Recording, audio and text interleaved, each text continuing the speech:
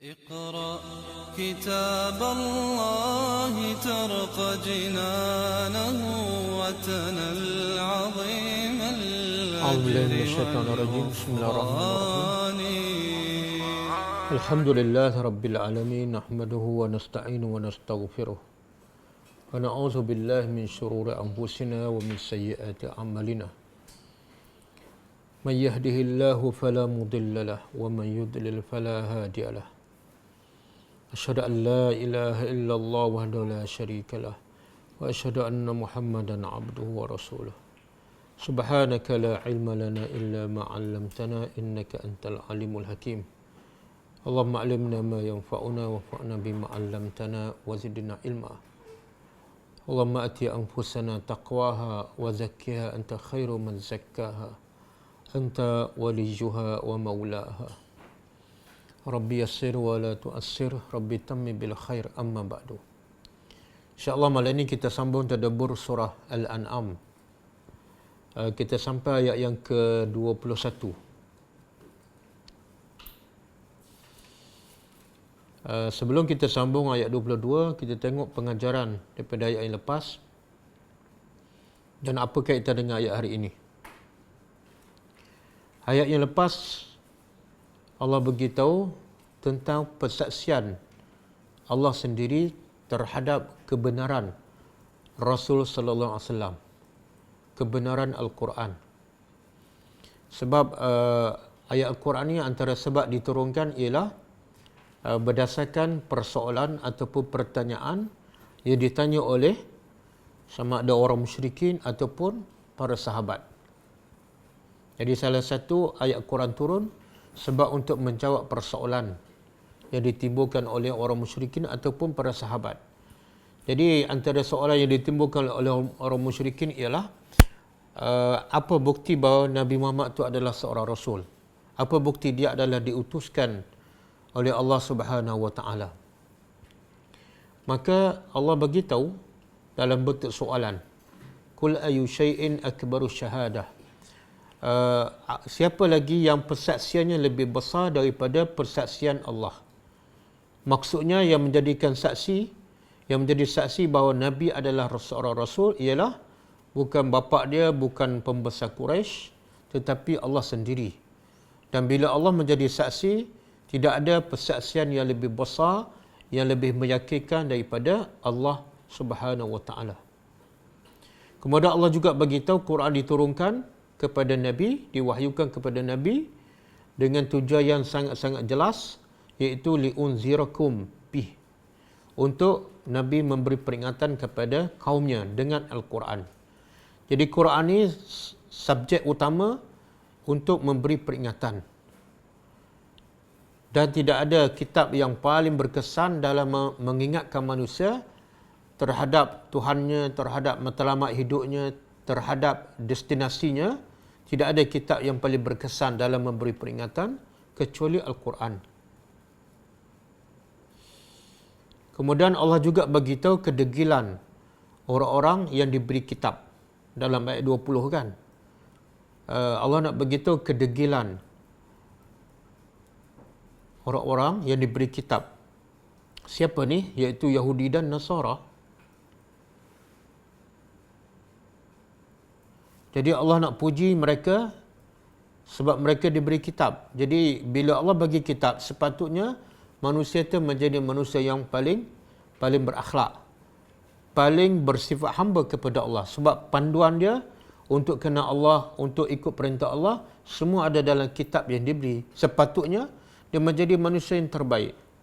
Jadi dalam bahagian Allah bagi kitab itu pujian, tapi lepas tu Allah mencela. Sebab apa? Walaupun mereka ada kitab, mereka kenal Nabi Muhammad sebagaimana mereka kenal anak mereka sendiri, tapi akhirnya mereka kufur kepada kitab yang mereka sendiri percaya. Mereka menolak Nabi Muhammad yang mereka sendiri kenal. Bahkan ada satu riwayat mengatakan Umar Ibn Khattab bertanya kepada seorang Yahudi yang akhirnya memeluk Islam, iaitu Abdullah bin Salam.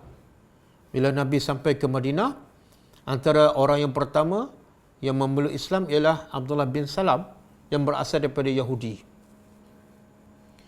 Jadi kata Umar kepada Abdullah bin Salam, bagaimana kamu kenal Muhammad sehingga kamu boleh beriman kepadanya? Maka jawab Abdullah bin Salam yang berasal daripada Yahudi, aku kenal dan aku cukup yakin bahawa Muhammad ni memang adalah seorang Nabi dan seorang Rasul. Bahkan aku lebih yakin Muhammad sebagai Rasul daripada aku yakin bahawa anak aku ni adalah anak aku. Bila ditanya kenapa Muhammad dengan anak kamu, kamu lebih kenal Nabi daripada anak, kamu lebih yakin Nabi daripada yakin kepada anak. Maka jawab Abdullah bin Salam, sebab anak aku ni aku tak tahu. Mungkin masa aku tiada, isteri aku berzina dengan orang lain, maka anak yang aku jaga, aku bela ni mungkin bukan anak aku. Tapi kalau Muhammad, aku cukup yakin. Sampai tahap tu orang Yahudi percaya apa yang termaktub dalam kitab mereka, iaitu cerita tentang Nabi Muhammad. Sebab tu Allah nak mencela, mereka kenal Nabi itu sangat-sangat luar biasa. Sepatut mereka lah orang pertama yang beriman dengan Nabi Muhammad. Tapi yang terjadi terbalik. Sebab tu Allah nak mencela. Siapa ni? Orang yang ada kitab. Jadi dosa dan kesesatan yang paling dahsyat ialah dosa orang yang ada ilmu tetapi tidak beramal. Orang yang ada panduan daripada Allah tapi tidak ikut panduan daripada Allah. Inilah yang paling teruk dibanding dengan orang yang tidak ada kitab dan tidak ada ilmu tapi mereka sesat. Sebagaimana Allah sebut dalam surah Al-Fatihah kan, yang kita baca, wajib baca setiap hari 17 kali sehari. Jadi Allah beritahu manusia ada 3 jenis. Pertama, siratal ladzina an'amta alaihim, jalan orang yang ada kitab, ada ilmu tapi beramal. Itu siratal ladzina an'amta alaihim. Yang kita minta setiap hari, yang itulah, iaitu jalan yang Allah bagi nikmat pada mereka. Siapa? Ada kitab, ada ilmu, ada panduan dan ikut. Yang kedua, yang Allah sebut ialah ghairil maghdubi alaihim, bukan jalan orang yang dimurkai. Siapa? Ni. Golongan yang ada kitab, ada panduan, ada ilmu tapi tak ikut. Golongan ni bukan setakat dia sesat tapi dimurkai oleh Allah Subhanahu Wa Taala. Dan golongan ketiga waladhdallin, golongan yang tak tahu apa-apa pasal kitab. Pasal Al-Quran dia tak tahu. Mungkin dia tahu baca, dia mungkin hafal tapi tak faham apa-apa dan jauh sekali daripada ikut. Golongan ni Allah kata waladhdallin, sesat. Tapi antara sesat dengan al-maghdubi alaihim, yang paling dahsyat, yang paling jahat ialah yang al-maghdubi alaihim. Sebab Allah muka kenapa? Sebab dah ada ilmu, dah kenal Muhammad, tapi tiba-tiba datang tolak. Jadi kita ni ada Quran dan kita juga tergolong orang yang belajar. Jadi kalau kita tak beramal dengan ilmu yang kita belajar Quran, belajar sunnah tapi masih beramal dengan yang bukan daripada Quran, yang bukan daripada sunnah, maka kita sebenarnya lebih teruk daripada orang yang tak faham Al-Quran, yang tak tadabbur Al-Quran. Kalau mereka sesat pun okey, sebab mereka tidak ada ilmu, tidak ada panduan. Tapi kalau kita juga yang berilmu, yang belajar tadabbur Al-Quran tapi tak ikut panduan, kita sebenarnya lebih teruk daripada mereka. Makna murka Allah kepada kita lebih besar dibanding Allah murka pada mereka yang tak faham Al-Quran. Okey. Sebab tu Allah kata golongan ni yang diberi kitab tapi tolak kitab, mereka ni khasiru anfusahum, rugi diri mereka, dan kerugian yang paling asas ialah la yu'minun, mereka tidak beriman kepada Allah. Kemudian ayat 21 Allah beritahu manusia yang paling zalim. Manusia yang paling zalim ialah yang mereka reka pembohongan kepada Allah. Dan ditambah lagi kezaliman itu ialah mereka gabungkan dua pembohongan.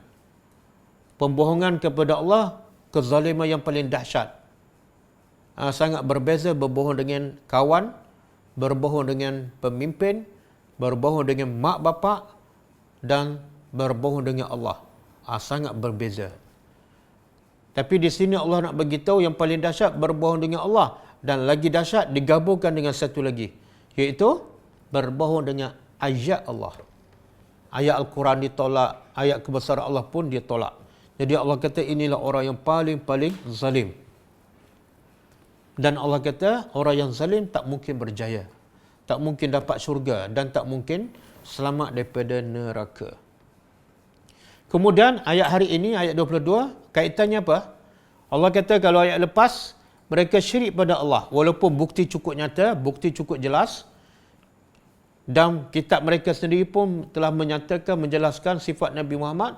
Tapi mereka tetap syirik kepada Allah. Maka ayat hari ini Allah nak beritahu.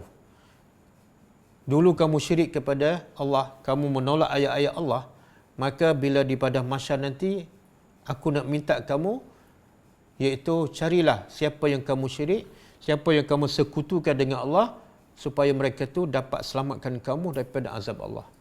Itu sebenarnya bukan Allah minta untuk mereka menyahut, sebab Allah tahu mereka tak akan mampu. Tapi permintaan Allah itu adalah sebagai bentuk azab secara mental kepada mereka. Kita tadabbur. Auzubillahi minasyaitonirrajim. Wa yauma, dan hari. Nahsyuru daripada perkataan hasyrun. Hasyrun makna dia jam'un, himpun. Jadi hasyrun makna dia jam'un, iaitu manusia berkumpul dari satu tempat ke satu tempat. Jadi pada hari kami himpun. Himpun siapa ni? Manusia yang baru keluar daripada kubur. Daripada satu tempat iaitu kubur, pergi kepada mahsyar. Jadi pada hari itu, nahsyuruhum, kami kumpul. Hum, mereka. Jami'an kesemua.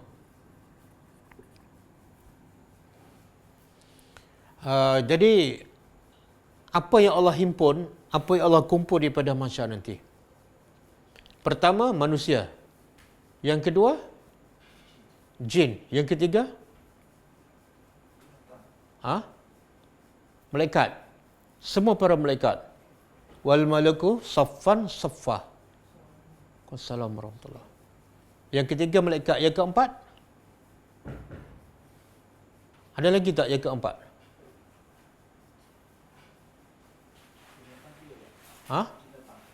Binatang termasuk. Binatang ni berapa ekor? Semua sekali.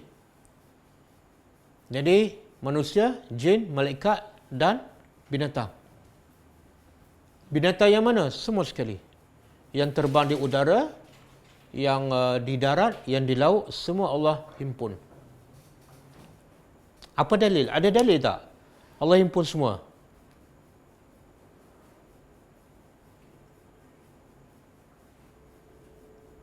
Ada dalil tak? Ada. Buka surah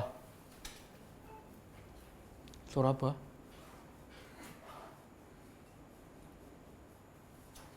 Surah An-Nisa. Cuba tengok surah Al-An'am ayat 37, ada tak? Surah Al-An'am. Surah yang kita belajar ni lah, ayat 37.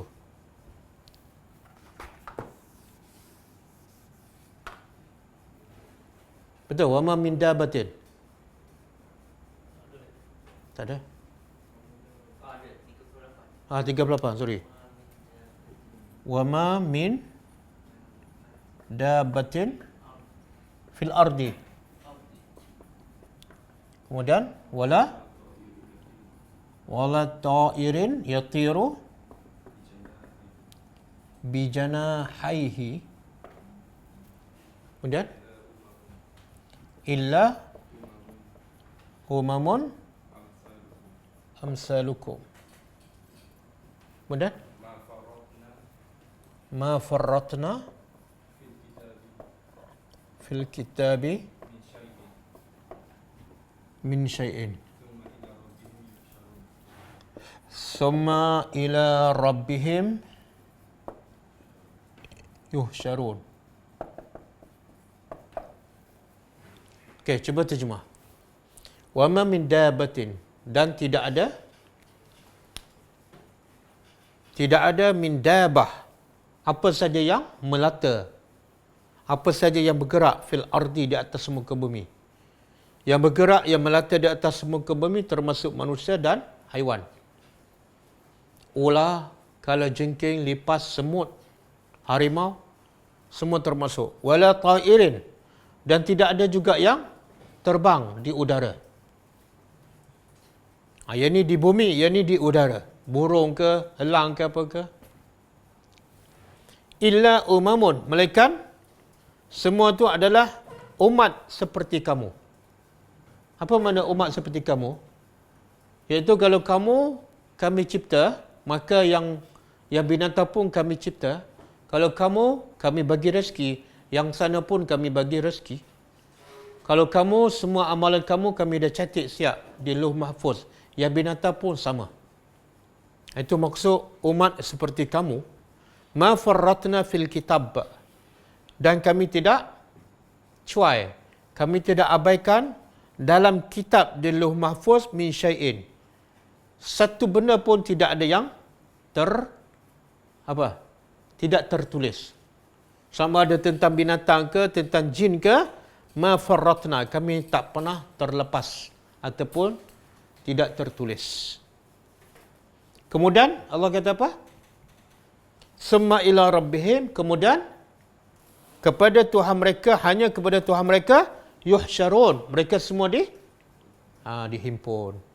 Jadi ayat ni secara jelas Allah beritahu apa yang akan dihimpun ni.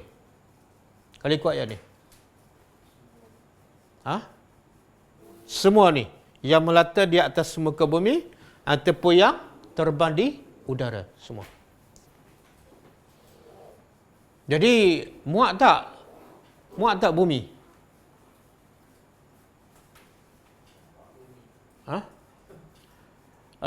Pada masa nanti di mana? Pada masa nanti di mana? Di Mekah ke, di Yogyakarta? Bumi yang? Okey, bumi yang diratakan di mana tu? Timur, barat ke, utara, selatan?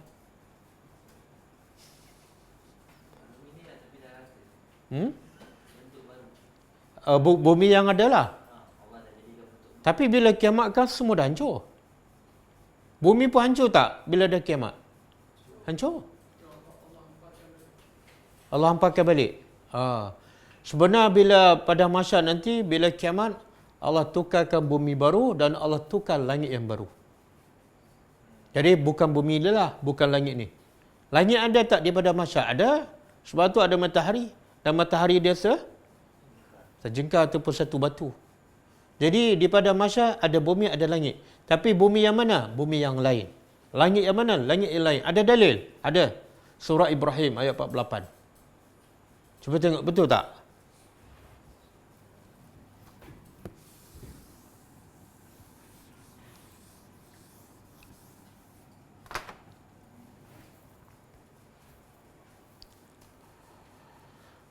Ada. Yauma tubaddalul ardu ghaira apa? Ghaira al-ard wa kemudian was samawati wa barazu lillahi al-wahidi al-qahhar. Okey, cuba tengok. Allah kata apa? Yauma, hari itu, tubaddal. Tubaddal daripada badal. Apa makna badal? Ganti kan? Mak badal. Pada hari itu ditukar bumi. Ghairal ardi dengan bumi yang lain. Makna bumi hari kita sekarang kat dunia dah hancur. Kemudian Allah tukar dengan bumi yang lain. Dan begitu juga langit was samawat. Langit pun yang ada kat dunia hancur semua. Idza sama'un syaqqat. Kemudian ditukar dengan langit yang baru. Kemudian kita dah belajar sebelum ini kan, bumi yang baru tu akan diratakan. Tidak ada tinggi, tidak ada rendah, tidak ada pokok, tidak ada apa-apa tempat berlindung. Dan dalam satu hadis Nabi kata, bumi di pada masa nanti warnanya putih, putih kemerahan. Kenapa putih? Ulama kata sebab hari itu menggambarkan apa? Manusia tak akan buat dosa ketika itu. Dan yang kedua, menggambarkan keputihan itu menggambarkan keadilan Allah. Hukum Allah yang akan berlaku ketika itu adalah hukum yang paling-paling adil. Alaihissallahu biahkamil hakimin. Dan lepas tu wabarazu. Semua manusia akan apa makna barazu? Akan zahir. Semua akan zahir, semua akan nampak kepada lillahi al-wahidil qahar. Semua akan menuju, semua akan serah diri kepada Allah yang Esa dan Al-Qahar, yang maha mengatasi, yang maha berkuasa. Jadi agak-agak bumi ni luas mana? Sebab yang berhimpun ni satu manusia kan? Manusia daripada Nabi Adam sampai tak tahulah berapa bilion. Yang kedua jin. Jin pula lagi ramai. Kemudian yang ketiga malaikat. Yang keempat haiwan. Haiwan lagi ramai, lagi banyak kan?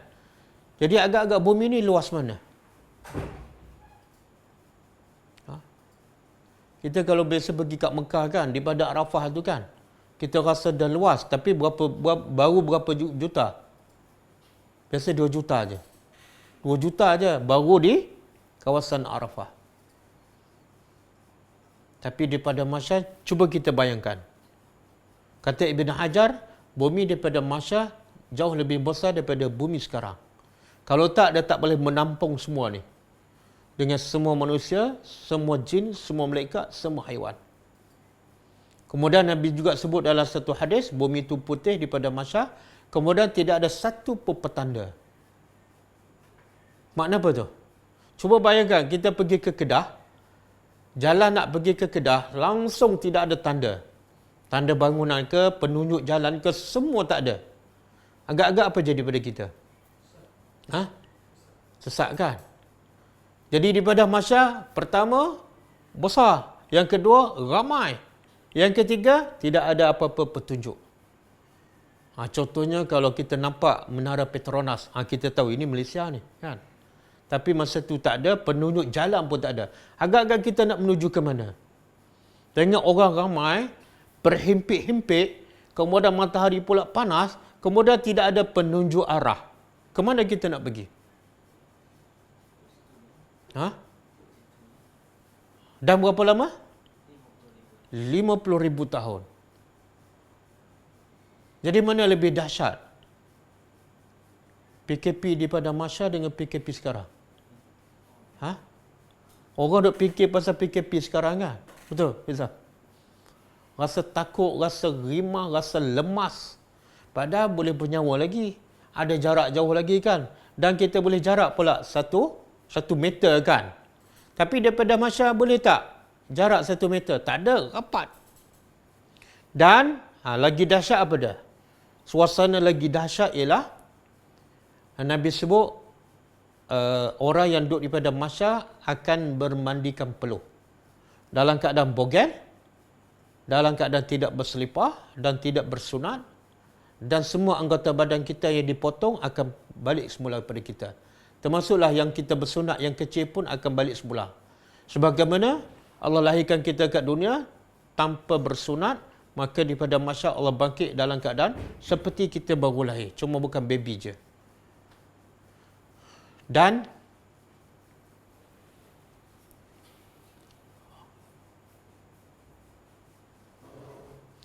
Nabi sebut dalam hadis, mana orang yang di Padang Mahsyar akan bermandikan peluh, dan peluh tu sampai ke mana?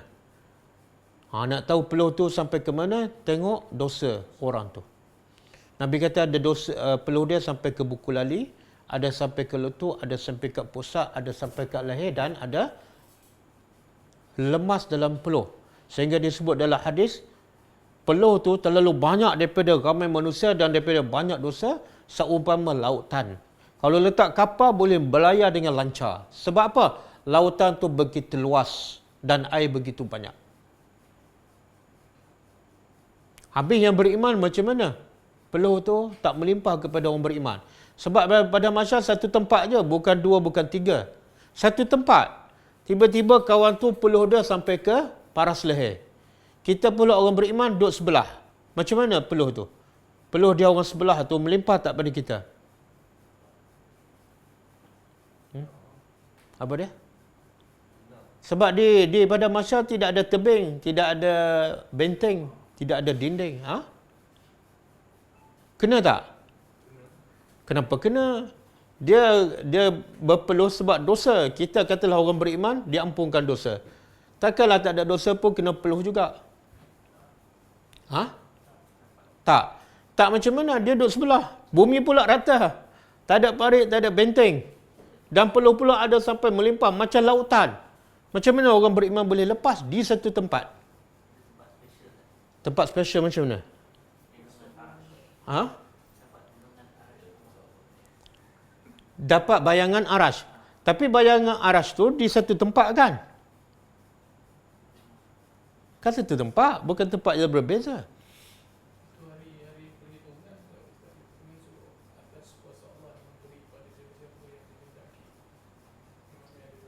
Tak, banjir di Kota Baru. Enta duduk Kota Baru. Tapi mungkin tak, rumah enta tak kena banjir. Banjir satu Kota Baru, ha? Habis itu di akhirat lain. Apa dalil bahawa di akhirat tu lain? Ha? Dah ada jawapan tu. Kalau berfikir sikit je, jumpa jawapan. Apa dalil bahawa di akhirat tu lain?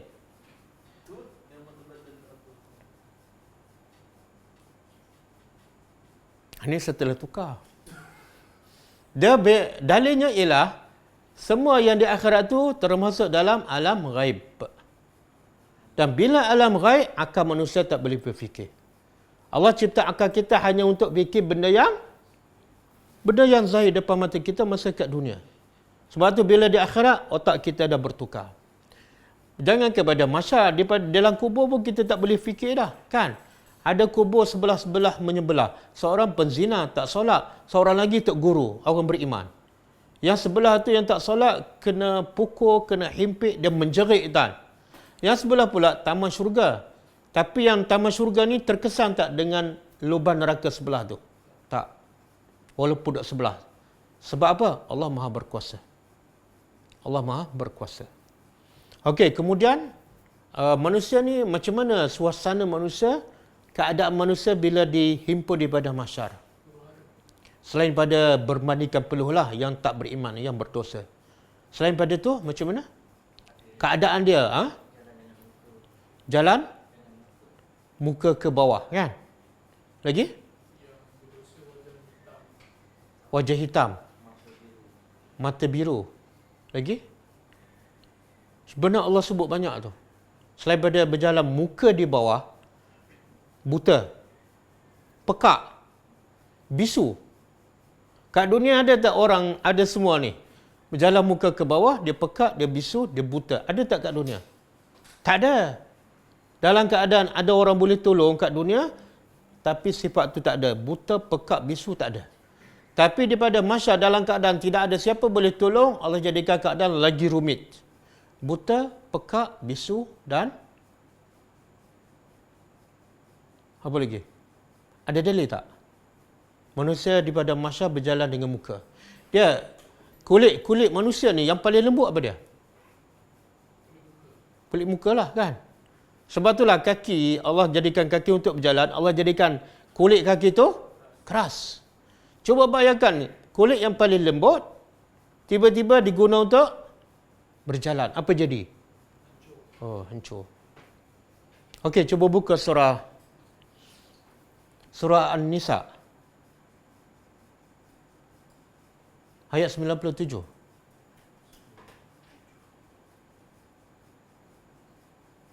Betul ke? Sorry, Al-Isra. Surah Al-Isra ayat 97.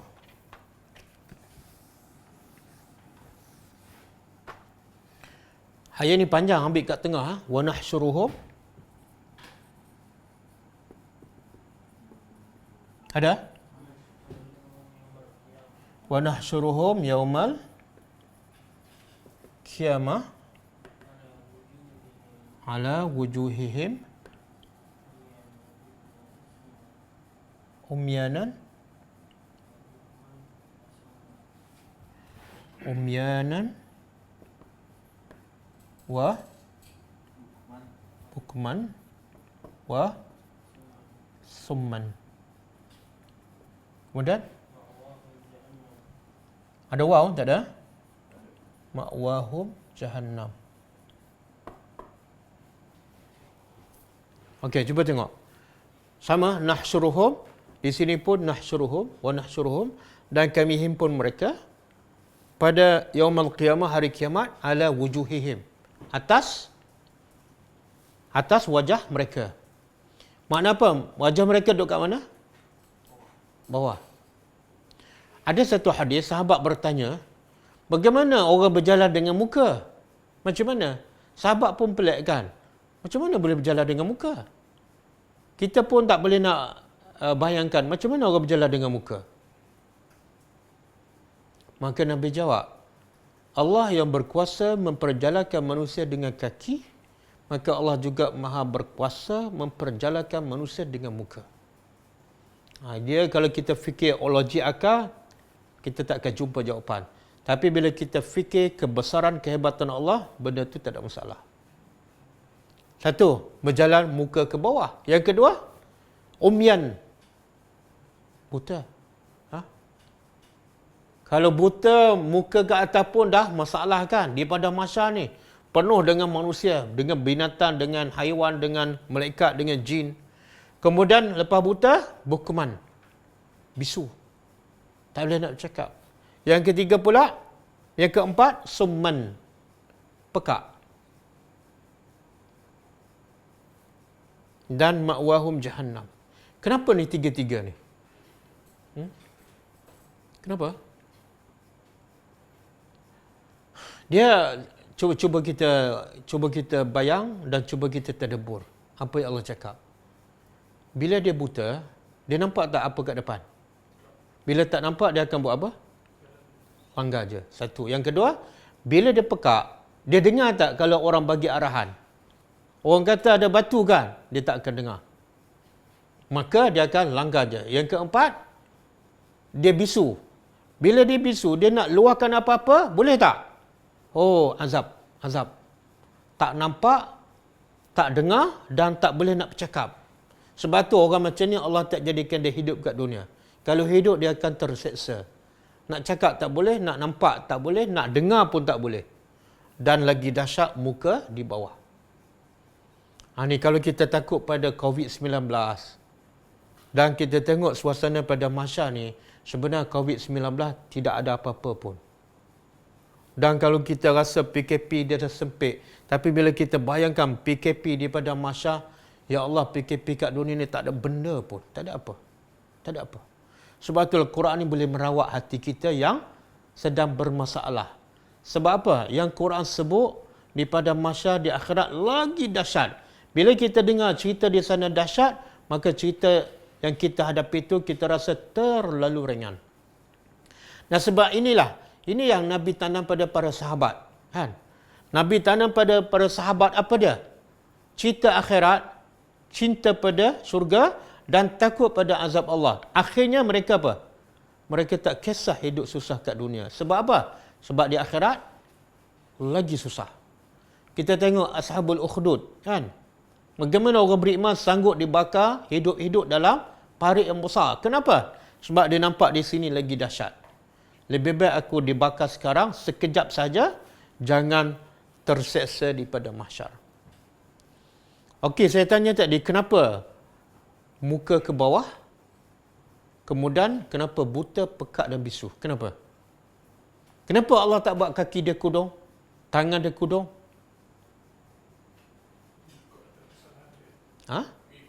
Kalau muka ke bawah, maksudnya apa? Yalah, apa yang dia buat? Kaedah dia, Allah akan balas mengikut perbuatan manusia. Bila Allah terbalikkan muka ke bawah, yang duduk atas jadi ke bawah, apa yang mereka buat kat dunia? Dia terbalikkan kebenaran. Kebenaran dia anggap batil dan kebatilan dia anggap, maka Allah terbalikkan keadaan dia. Yang buta pula, Sebab dia tak nampak ayat-ayat Allah. Tengok langit pun tak rasa apa-apa. Tengok ayat Quran pun tidak ada perasaan. Telinga pula tak dengar tazkirah. Asyik dengar benda yang lara, dengar muzik dan sebagainya. Mulut pula, dia tak cakap benda-benda yang baik. Tak keluar ayat Quran, tak keluar hadis. Yang keluar, benda merapu, benda mengarut, benda lara. Maka semua benda-benda yang apa yang kita buat kat dunia, Allah akan balas dengan perbuatan yang sama. Jadi jaga mulut, jaga mata, jaga telinga. Dan jangan terbalikkan. Ya hak, kita rasa itu batil. Banyak tak sekarang? Bila kita cerita hak Al-Quran kan? Dia kata tak apa, yang kita buat pun sebenarnya yang dia buat bukan Quran, bukan hadis. Makna apa? Dia rasa yang dia buat tu hak. Yang kita sampaikan batil. Ini akibatnya.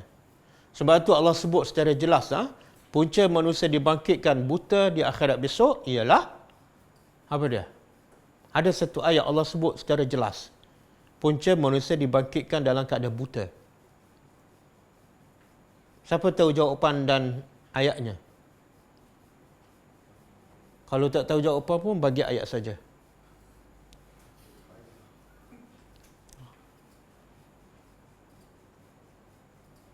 Sebab apa? Sebab utama manusia dibangkitkan buta di pada mahsyar. Sebab dia miskin, bukan?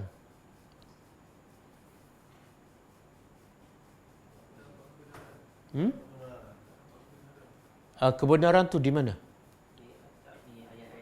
Ayat-ayat Allah. Bukan surah Taha. Ayat 124. Surah Taha ayat 124.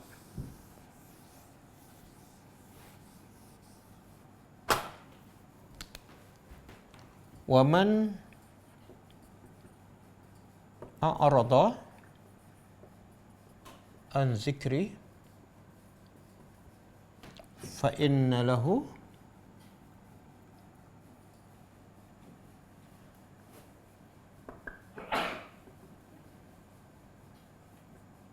danka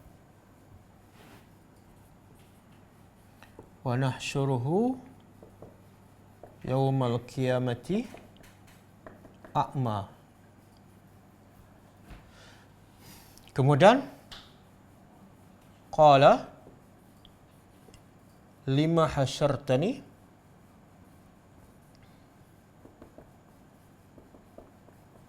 a'ma wa qad kuntu basira. Kemudian qal kazalika kan? Ayat seterusnya.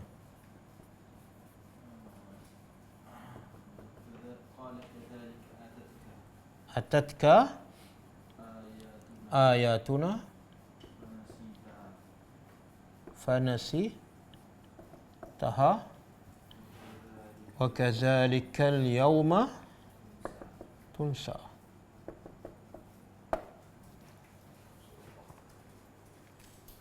Surah Taha ayat 124, 125, 126 kan? Okey, cuba kita tadabbur. Waman a'rada, dan siapa yang berpaling. Berpaling daripada apa? An zikri, daripada zikri. Zikri apa dah? Quran. Dia sama ada dia baca tak ikut ataupun dia tak baca langsung.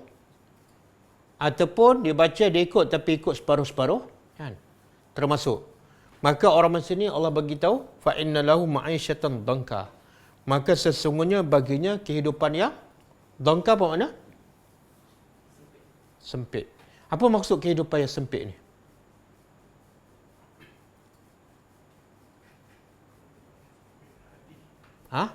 Hati. Kadang-kadang duit banyak tapi hati dia sentiasa rasa sempit, rasa gelisah, rasa takut.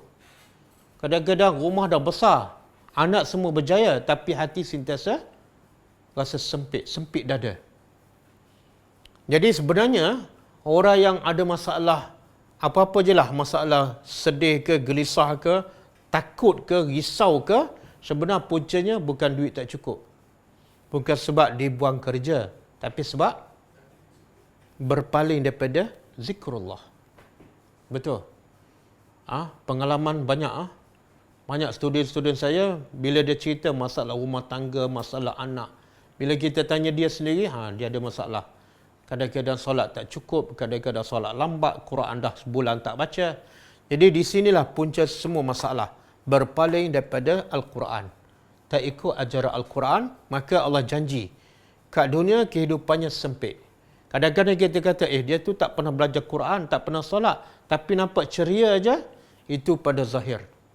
Jangan menafikan apa yang Allah cakap. Bila kita kata dia ceria, sedangkan dia berpaling pada zikrullah, kita tidak percaya pada Allah. Kita menolak ayat Quran. Kalau Allah kata, mesti betul. Walaupun pada zahirnya nampak ceria. Dan wa nahsyuruhu, ini balasan kat dunia. Ini dunia ni. Siapa berpaling daripada ajaran Al-Quran kat dunia, kehidupan sempit. Okey, di akhirat, wa nahsyuruhu, kami himpunnya pada hari kiamat a'ma, dalam keadaan buta. Kemudian bila Allah bangkit dia dalam keadaan buta, kemudian muka pula ke bawah, berjalan dengan muka, maka dia bertanya, qala lima hasyartani a'ma, wahai Tuhan, kenapa engkau bangkitkan aku buta ni? Wa qad kuntu basira, aku dulu kat dunia celak, aku dulu kat dunia terang, aku boleh nampak semua sekali. Maka Allah jawab, punca dibangkitkan buta ialah qala kadzalika atatka ayatuna, begitulah ayat kami telah sampai pada engkau. Tapi akhirnya apa sikap engkau? Engkau lupa. Apa maksud lupa? Lupa ni bukan lupa saya terlupa kunci, bukan. Lupa ni makna tinggal. Tidak ikut ajaran Al-Quran. Kalau dia faham Al-Quran, kemudian dia terlupa nak beramal, itu lain. Itu lain. Sebab ada hadis kan, diangkat pena kepada orang yang terlupa. Mana tak jadi dosa. Jadi kena beza terlupa yang tu dengan lupa dalam ayat ni. Ini lupa makna tinggal ajaran. Dia tahu tapi tak ikut. Maka Allah kata apa? Wa kadzalikal yauma tunsa. Begitulah hari ini kamu pula dilupakan. Makna apa ni? Balasan sesuai dengan kat dunia kamu lupa Al-Quran, kamu lupa Allah, maka di akhirat Allah pula lupa kamu. Sebenarnya mana lebih dahsyat?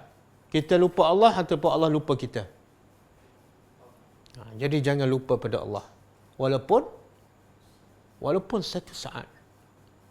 Lupa pada Allah satu saat macam apa? Orang kata macam layang-layang putus tali. Dia akan jatuh di mana-mana. Sebab tu Nabi ajar pada kita baca doa apa? Zikir setiap pagi. Jangan kita lupa pada Allah dan jangan kita dikawal oleh nafsu walaupun sekelip mata. Zikir tu Nabi pesan bacalah setiap pagi. Kan? Apa doa tu? Ya Hayyu Ya Qayyum bi rahmatika astaghits aslih li sya'ni kullahu wa la takilni. Jangan engkau serahkan aku kepada nafsu aku. Walaupun satu saat bila aku ikut nafsu, aku lupa pada zikruka, maka hidup aku akan merana. Assalamualaikum. Okey, boleh?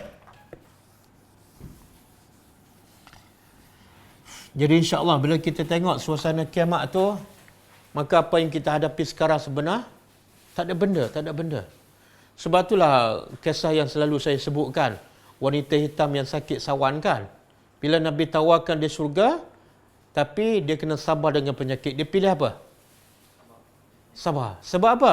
Penyakit sawan tak ada apa kalau dibanding dengan kedahsyatan pada hari kiamat. Okey. Kemudian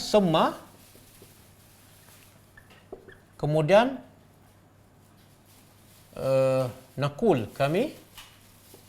kami berkata, bila kami himpun semua manusia, binatang, jin, malaikat daripada mahsyar, lepas tu kami berkata lillazina asyraku, kepada orang-orang yang asyraku, mereka mensyirikkan Allah.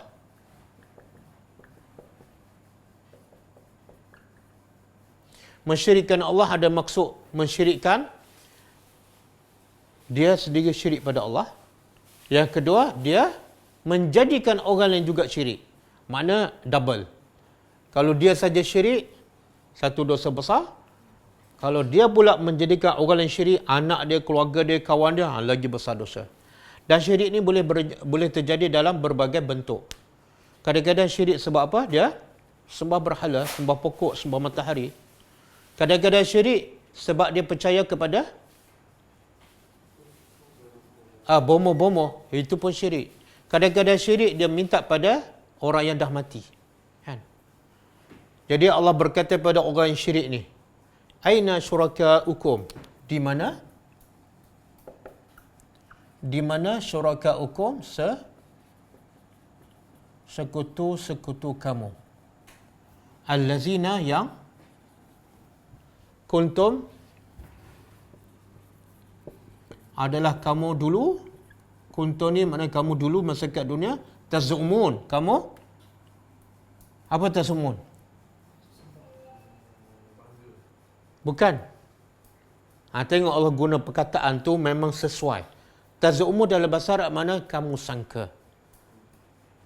Makna mereka sendiri pun tak yakin. Buktinya apa?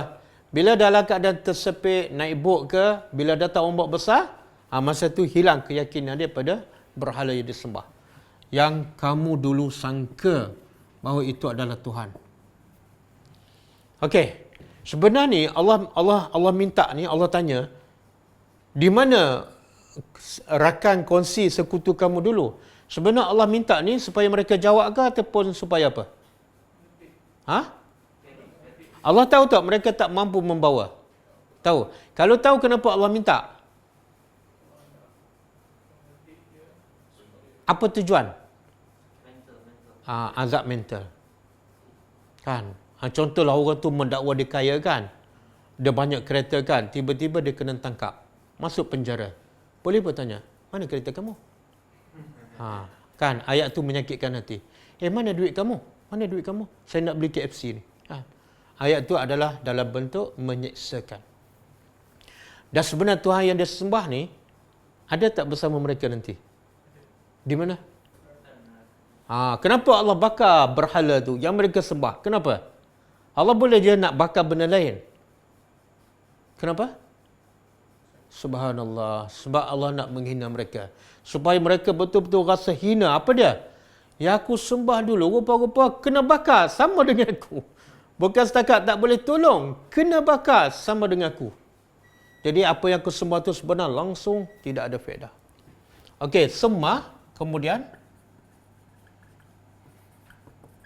lam takun, tidak ada fitnatuhum apa makna? Fitnah ni banyak, boleh terjemah musibah, boleh terjemah ujian, boleh terjemah al-fitnatu asyaddu minal qatli. Apa makna? Fitnah lebih dahsyat daripada membunuh. Itu apa makna? Syirik. Syirik lebih dahsyat daripada. Jadi nak terjemah apa?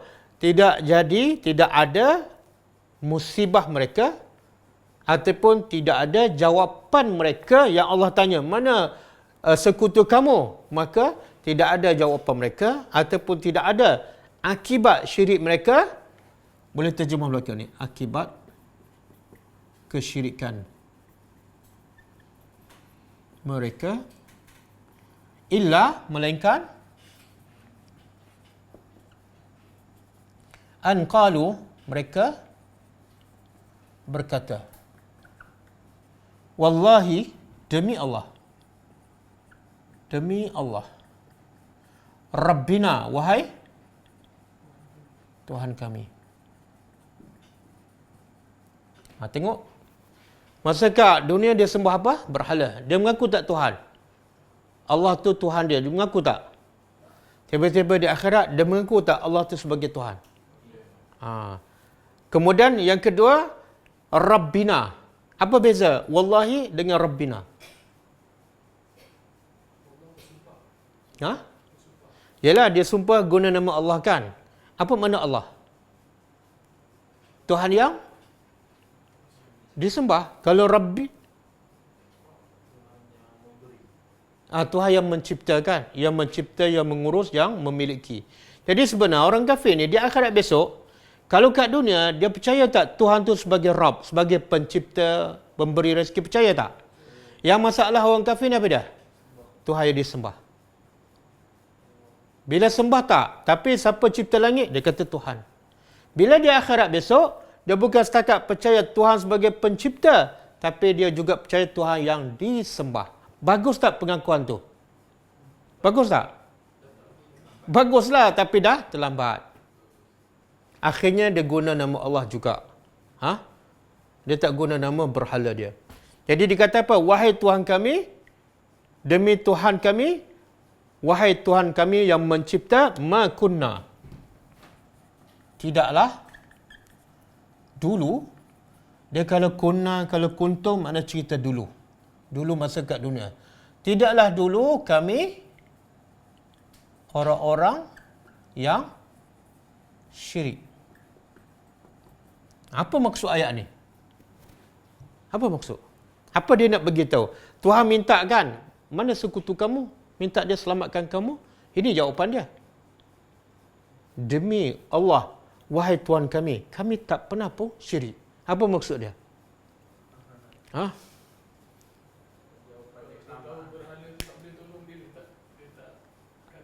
Dia tahu tak boleh tolong. Tapi kenapa dia bercakap benar ke dusta? Kenapa dia dusta? Ada pendapat mengatakan, sekarang dia cakap dusta kan? Tapi kita pernah jumpa tak ayat Quran yang ada ketika orang kafir ni tak boleh cakap langsung.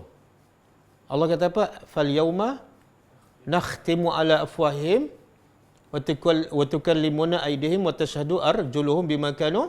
Pada hari itu kami seal mulut mereka dan tangan mereka menjadi saksi kan. Tapi sekarang bercakap tak? Jadi setengah orang musuh Islam dia gunakan dua ayat yang nampak bercanggah. Dia kata tengok Quran bercanggah. Sekali orang musyrikin boleh cakap, bahkan berdusta lagi. Sekali Allah kata orang musyrikin tak boleh bercakap. Mulut ditutup. Jadi macam mana nak jawab? Dia ulama menjawab, sebab di padang mahsyar ni berapa lama? 50,000 tahun. 50,000 tahun ni lama. Jadi 50,000 tahun yang lama tu macam-macam boleh berlaku. Ada masa dia boleh bercakap, ada masa Allah kata diam. Dan Allah tutup mulut mereka. Jadi ketika ni Allah belum tutup mulut mereka. Mereka bercakap. Lepas mereka bercakap dan mereka dusta, Allah kata diam dan mulut pun ditutup. Okey. Jadi sekarang mereka berdusta tak? Pengajarannya apa? Pengajarannya ada dalam tafsir mengatakan bila dia dusta ni, bila dia tengok orang Islam, ahli tauhid semua masuk syurga, semua masuk syurga. Jadi dia harap dengan dia mengaku dia mentauhidkan Allah dan tidak syirik, dengan harapan dia pun masuk syurga. Tapi sebenarnya dia berbohong kan? Pengajarannya apa? Manusia bila dah berbohong, mula berbohong, maka dia akan berbohong sampai bila dia? Ini sampai ke akhirat berbohong. Jadi berbohong jangan main-main. Dia tak boleh stop. Lepas satu pembohongan, akhirnya pembohongan dia tak boleh dielak dah. Kemudian Allah kata apa? Unzur. Perhatilah. Kaifa bagaimana? Kazabu, mereka mendustakan ala anfusihim, ke atas diri mereka. Pelik tak? Allah kata mereka dusta kepada siapa ni? Ada tak orang berbohong dengan dirinya sendiri? Tak, orang berbohong, dia tak rasa dia berbohong dengan dia rasa berbohong dengan orang. Orang kata, dah solat? Dah? Sebenarnya dia nak tipu siapa tu? Dia nak tipu orang kan? Jadi sebenarnya bila dia menipu orang. Tapi Allah guna istilah, mereka menipu. Kenapa? Tapi semua orang menipu, dia tahu dia menipu. Mana ada orang menipu tak tahu dia menipu?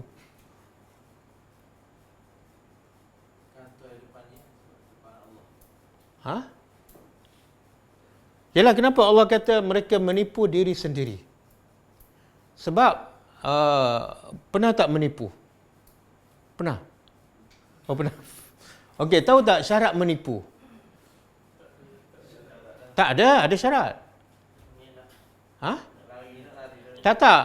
Itu tujuan menipu. Ini syarat nak menipu.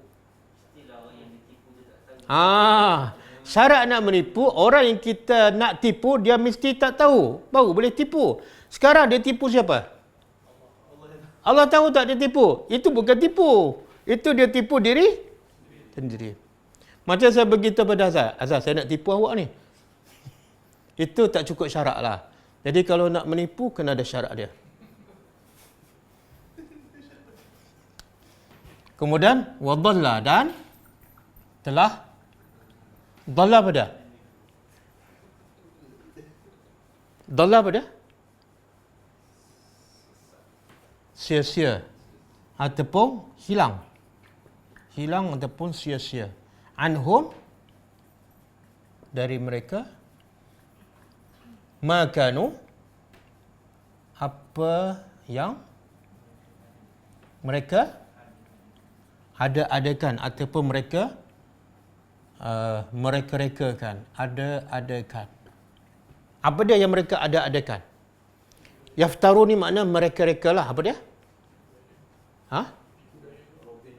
Menipu apa? Tengok ayat sebelum ni.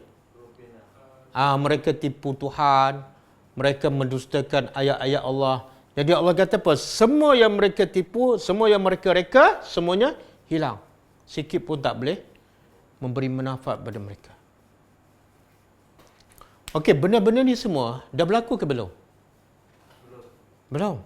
Kalau belum, kenapa Allah cerita? Subhanallah. Jadi setiap ayat ni Allah cerita nampak macam dahsyat kan? Tapi sebalik cerita yang dahsyat ada rahmat Allah. Allah tak nak kita ditimpa musibah yang dahsyat. Sebab itu Allah cerita awal-awal lagi sebelum berlaku. Supaya apa? Kita ni yang masih ada peluang nak selamatkan diri, selamatkan. Jangan mensekutukan Allah. Sebab itulah penting tak ada buat Al-Quran. Ya, banyak Allah nak tegur kita, nak selamatkan kita daripada ayat Quran. Tapi bila kita tak faham, kita langgar je. Tengok-tengok di akhirat, ya Allah, aku baca saja, rupa-rupa aku buat yang Allah larang. Jadi sebab tu ulama kata, tadabbur Al-Quran hukumnya wajib. Macam mana tak wajib? Allah nak selamatkan kita daripada azab, tiba-tiba kita tak tahu. Cara-cara nak selamat azab kubur, kita tak tahu. Macam mana benda itu tak wajib? Wajib tak selamat daripada azab kubur? Wajib.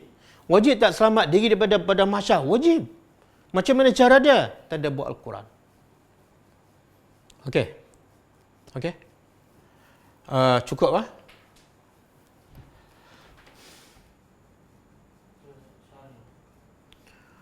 Selepas salat, Assalamualaikum warahmatullahi wabarakatuh. Selepas salat Jumaat biasanya makmum ikut sekali mengaminkan doa imam. Adakah itu sunnah atau lebih baik kita berdoa sendirian? Sebenarnya tidak ada satu hadis yang sahih yang menunjukkan Nabi berdoa beramai-ramai dan diaminkan oleh para sahabat. Cuba bayangkan Nabi solat 5 waktu sehari semalam. Dan selama berapa lama ni? Sejak turun kewajipan solat kan? Mungkin dah 12 tahun ataupun 11 tahun. Nabi solat 5 waktu setiap hari bersama sahabat. Tiba-tiba tak ada hadis yang menceritakan Nabi berdoa beramai-ramai dan sahabat mengaminkan. Tak masuk akal. Kalau Nabi buat, pasti ada hadis. Sebab Nabi buat 5 kali sehari. Bila tak ada hadis, Nabi tak buat. Satu. Yang kedua,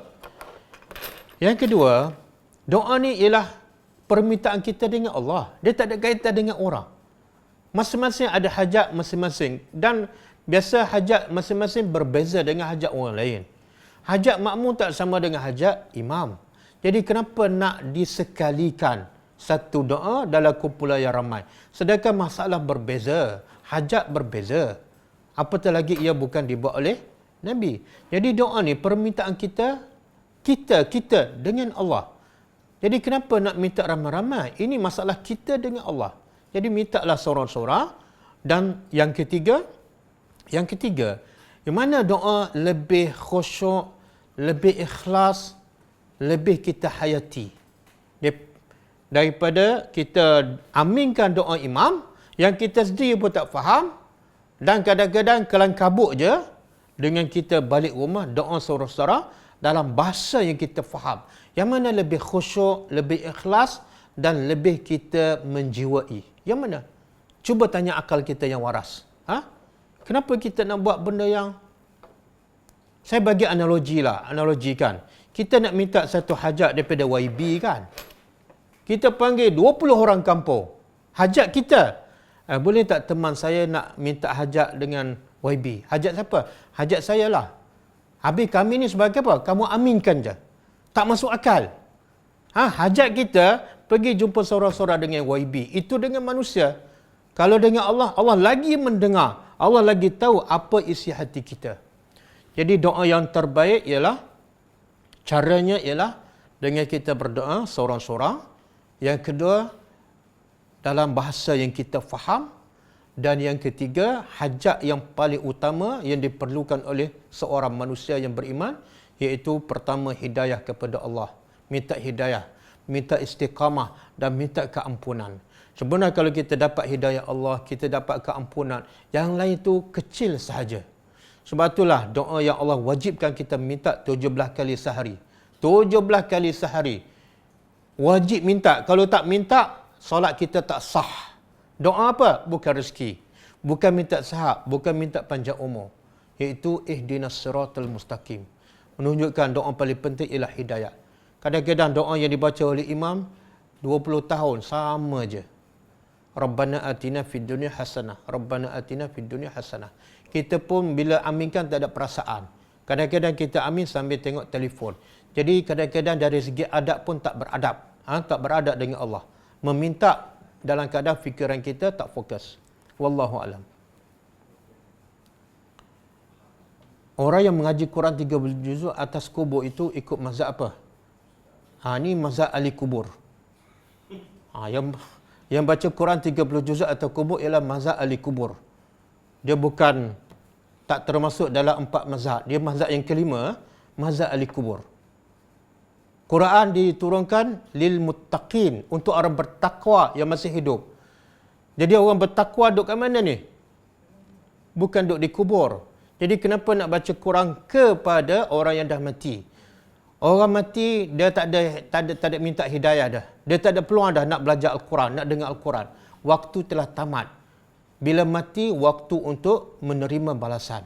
Jadi Quran untuk orang hidup. Jadi kenapa nak baca di kubur? Dan Nabi, tak ada satu pun hadis sahih Nabi baca Quran di kubur. Bahkan Nabi sebut dalam satu hadis, jangan jadikan rumah kamu seperti kubur. Nabi bagi amaran, jangan jadi rumah kamu seperti kubur. Apa maksud dia? Kalau kubur tak boleh baca Quran, kubur sunyi, maka rumah kamu jangan jadi macam di kubur. Iaitu tak ada orang baca Quran dan sunyi je daripada baca Al-Quran. Jangan samakan, kena bezakan. Wallahu a'lam.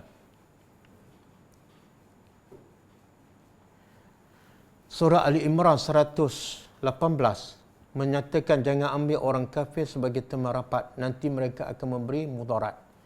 Adakah termasuk juga dalam barisan kepimpinan? Ini ulama beza pendapat lah. Dia kata memang tak boleh ambil orang kafir sekiranya kita menggadaikan prinsip kita. Sekiranya orang kafir itu menggunakan peluang untuk menghancurkan Islam. Tapi kalau kita ambil bukan sebagai pemimpin, tapi kawan sama-sama memimpin, bukan dia di atas, sama-sama memimpin, tapi kita tidak menggadaikan prinsip Islam kita dan dia pun tak gunakan peluang untuk menghancurkan Islam, maka ketika itu ada ulama mengatakan boleh, tak ada masalah. Tapi susah kita nak dapat kena pasti orang kafir itu betul-betul tidak ada unsur khianat kepada Islam. Wallahu a'lam. Bagaimana ingin ketahui konsep rawatan Islam yang benar, yang sebenar terutama dalam hal sihir? Sebab kalau tak salah, saya Nabi pun pernah disihir. Dia ulama bagi garis panduan lah. Kalau nak ruqyah secara Islam, pertama syarat dia mesti menggunakan ayat Quran. Mesti menggunakan ayat Quran. Maknanya kalau guna jampi-jampi, itu tak boleh. Boleh jadi syirik. Apatah lagi jampi serampah dalam bahasa yang pesakit pun tak faham, Tok Bomo pun tak faham. Bahasa Siam. Itu lagilah tak boleh. Yang kedua, bila guna ayat Quran, kena yakin yang menyembuhkan adalah Allah. Bukan ayat Quran. Bukan ustaz. Yang menyembuhkan Allah. Ayat Quran hanya sebagai alat sahaja. Itulah lebih kurang garis panduan kalau ruqyah secara Islam. Pertama, guna ayat Quran. Yang kedua, kena yakin yang menyembuhkan bukan ustaz, bukan ayat Quran, tetapi Allah Subhanahu Wa Taala. Bagaimana keadaan orang beriman di pada mahsyar? Subhanallah. Orang beriman di pada mahsyar, Nabi sebutkan ada 7 golongan manusia yang di pada mahsyar sangat berbeza dengan orang lain. Iaitu mereka, orang lain duduk dalam panas 50,000 tahun berdiri, ada yang buta, ada yang muka ke bawah, dan ada yang memandikan peluh. Tapi orang beriman duduk sekadar, ada ulama mengatakan sekadar solat zuhur. Kalau solat zuhur 10 minit, dia hanya berdiri sekadar 10 minit sahaja. Dalam keadaan orang lain berdiri 50,000 tahun. Siapa ni yang Nabi sebut 7 golongan? Sebenarnya bukan 7 golongan sahaja, ada lagi. Termasuklah yang mati syahid, yang masuk syurga tanpa hisap. Tapi itu mungkin kita tak dapatlah. Yang masuk syurga tanpa hisap, mungkin kita tak dapat. Yang mati syahid pun mungkin kita tak dapat. Kita masih ada peluang untuk dapat yang salah satu daripada 7 golongan. Pemimpin yang adil, yang beribadat daripada kecil. Yang ketiga, bila berzikir sorang-sorang menangis. Yang keempat, hatinya sentiasa bergantung di masjid. Bila pergi masjid, rasa tak nak balik. Bila balik, rasa nak pergi masjid. 5 waktu. Ini selepas PKP lah. Sekarang tak termasuk. Yang kelima, dia sedekah tangan kanan, tangan kiri, dia tak viralkan. Jadi sedekah diam. Bukan orang lain tak tahu. Tangan kiri dia pun tak tahu. Yang keenam, 2 orang berjumpa kerana Allah dan berpisah pun kerana Allah. Tidak ada kepentingan dunia. Kita jumpa kawan kita nak tanya khabar. Kalau ada masalah, kita bantu. Bukan nak pinjam duit, bukan nak membebankan dia. Dan yang ketujuh, lelaki yang muda diajak oleh wanita yang kaya dan cantik berzina. Lalu dia mengatakan, aku takut pada Allah. Jadi kalau kita dapat salah satu ni, keadaan kita daripada mahsyar sangat-sangat berbeza. Teduh, kemudian sekejap, tengok-tengok masuk syurga dah. InsyaAllah. Bolehkah kita bersedekah dan niatkan untuk arwah ibu bapa dan bantu mereka? Boleh. Ulama kata boleh. Ada hadis kita bersedekah. Sebenarnya bukan sedekah aja, apa saja amalan anak, automatik mak bapak yang meninggal dalam kubur akan dapat pahala. Dalilnya hadis Nabi SAW. Nabi bersabda, al-waladu min kasbi abihi. Anak adalah hasil daripada mak bapak dia. Jadi anak tu hasil mak bapak. Kalau tak ada mak bapak, anak tak lahir. Jadi apa saja yang dilakukan oleh anak, bapa akan dapat pahala sebab anak hasil pada usaha mak bapak. Saya ada kawan.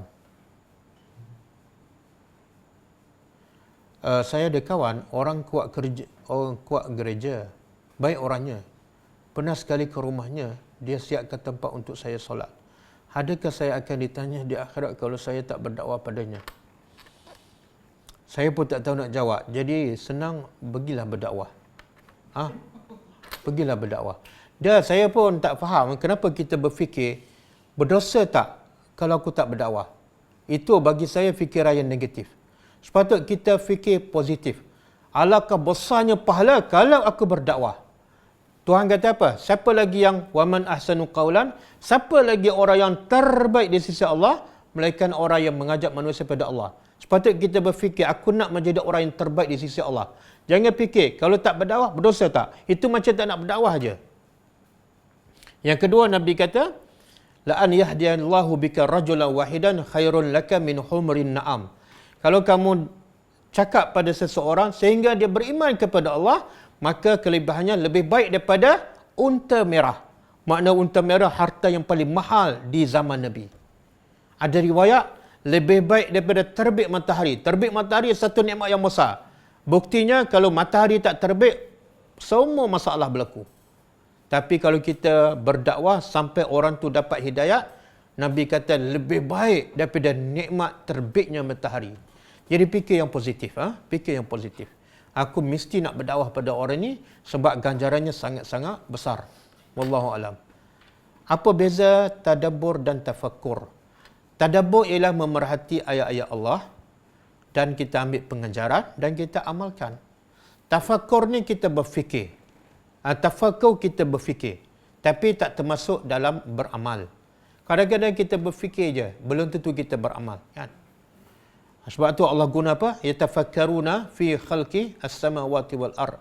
Allah puja orang beriman bila dia yatafakkar, tafakkur tentang ciptaan Allah. Sebab apa Allah puji? Sebab bila dia memikirkan ciptaan Allah, langit ke bumi, kesannya sangat bagus. Iaitu dia semakin kenal Allah, dia semakin cinta pada Allah dan dia akan melaksanakan perintah Allah. Jadi tafakkur, kita berfikir tentang kebesaran Allah, tapi belum tentu kita beramal. Tadabbur ni, kita berfikir tentang ayat Allah dan kita ambil pengajaran dan kita amalkan. Wallahu a'lam.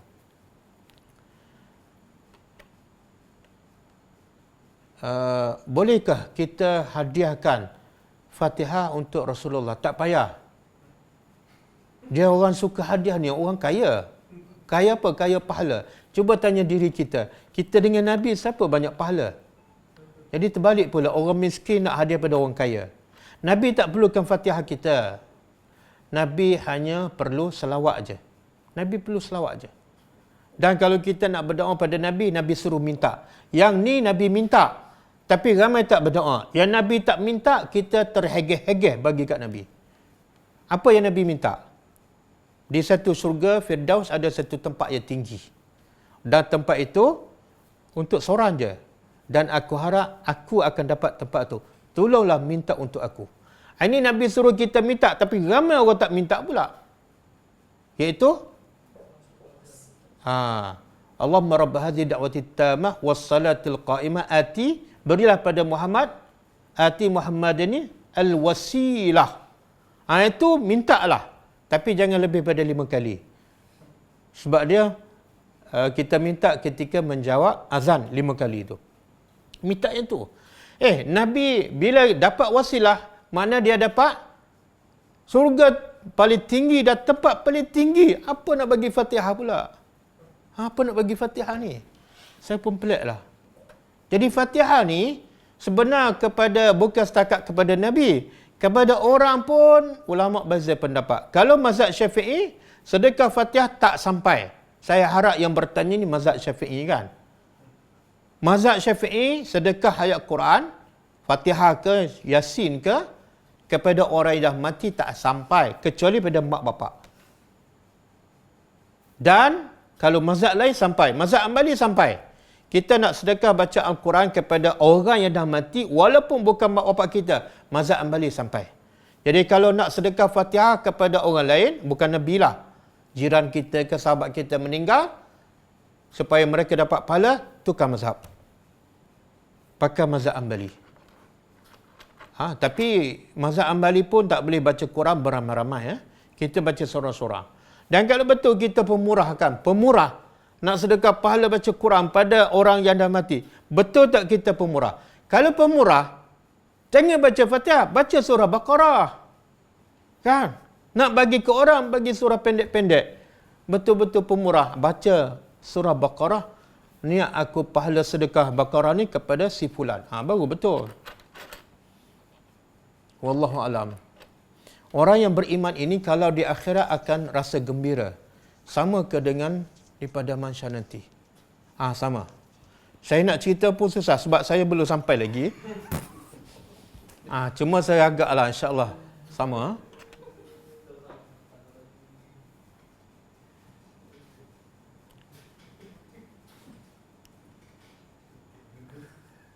Betul, itu. Atas.